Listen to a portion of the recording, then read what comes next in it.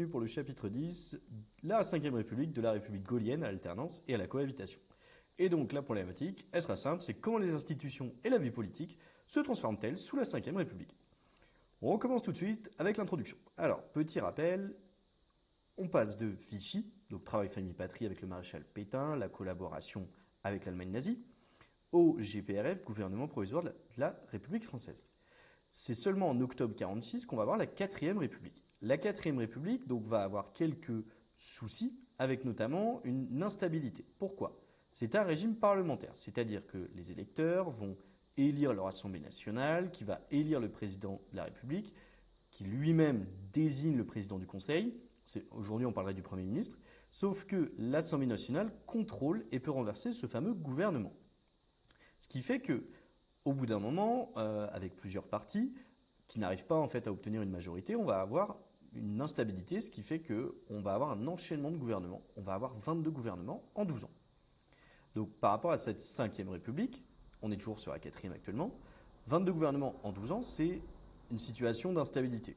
On va vraiment avoir un régime instable, des gouvernements qui ne peuvent pas, pour le coup, faire passer leurs réformes. Et là, je cite le général de Gaulle, la France se retrouve menacée de dislocation et peut-être de guerre civile.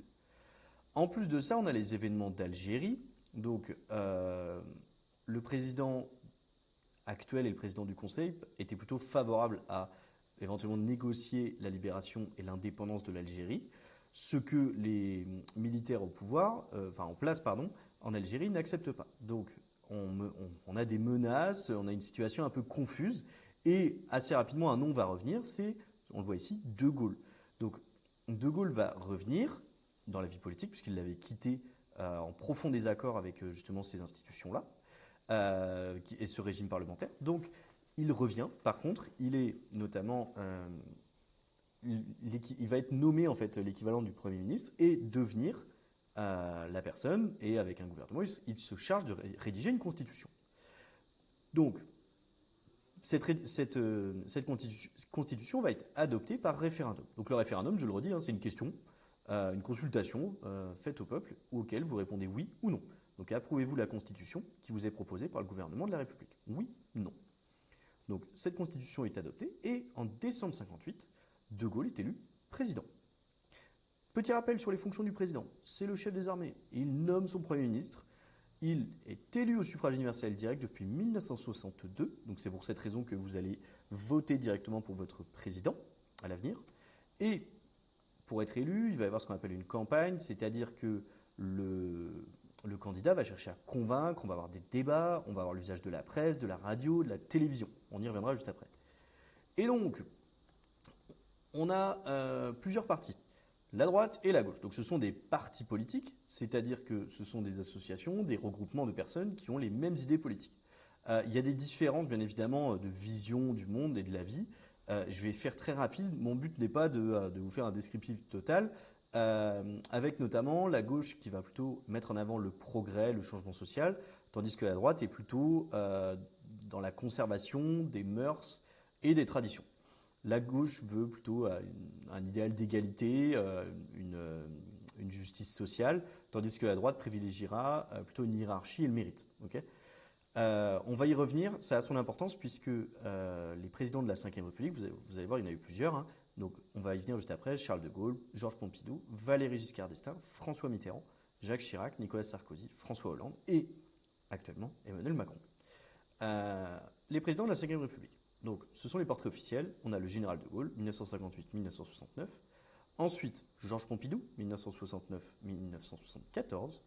Toujours Valéry Giscard d'Estaing, 1974-1981. Donc, et ensuite, François Mitterrand. François Mitterrand, donc pourquoi j'ai du rose-rouge? Et bien tout simplement parce que c'est le premier président de gauche de la 5e République. On va y revenir juste après. Jacques Chirac, ensuite, va être président. 1995-2007. Pourquoi ce chiffre? Puisque c'est à ce moment-là qu'on va passer sur non plus des septennats, mais un quinquennat. Nicolas Sarkozy, 2007-2012, et enfin François Hollande, 2012-2017, et actuellement Emmanuel Macron, 2017-2027.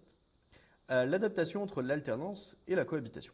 Donc le passage de la droite à la gauche. Donc 10 mai 1981, eh bien, on découvre à la télévision que François Mitterrand est élu président de la République. Il est issu du Parti socialiste, donc c'est pour ça que je vous avais mis un petit peu en rose-rouge, puisque c'est un parti de gauche, donc c'est le premier président de gauche de la Ve République. On va avoir plusieurs réformes, comme la semaine de 39 heures, le RMI, on y reviendra juste après, revenu minimum d'insertion, et l'abolition de la peine de mort. On y reviendra dans le chapitre juste après. Donc, premier président de gauche de la Ve République, et en fait, c'est ça, cette espèce d'alternance. C'est, on était à droite, et bien on passe à gauche, et inversement. Donc, changement de majorité de la droite à la gauche ou inversement après une élection. Ça peut être aussi bien pour l'élection présidentielle que les législatives, par exemple.